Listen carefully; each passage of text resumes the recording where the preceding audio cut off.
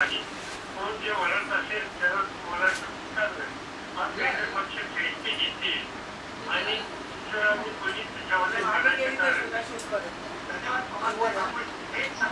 आपल्या कार्यकर्त्यांना पक्षश्रेष्ठी याबाबत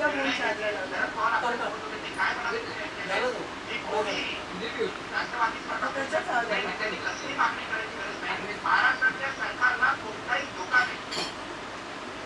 शरद पवारांनी 23 सप्टेंबरला आपल्याला सांगितलं होतं की पक्षश्रेष्ठी निर्णय घेतील.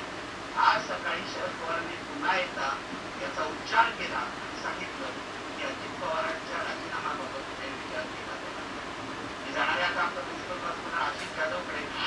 आशिष, राष्ट्रवादी काँग्रेसच्या गोटामध्ये काय वातावरण आहे? शरद पवारांनी सांगितलं की अजित पवारांचा राजीनामा मागे घेण्याचा प्रश्नच उद्भवत नाही, तो राजीनामा स्वीकारला जाईल. दुसरीकडे अजित पवारांनी त्यांना विनंती करतात की राजीनामा मागे घ्या. एकूण काय वातावरण आहे? ज्या काही घडामोडी काल आणि आज घडल्या त्यामुळे राष्ट्रवादी कार्यकर्ते संभ्रमात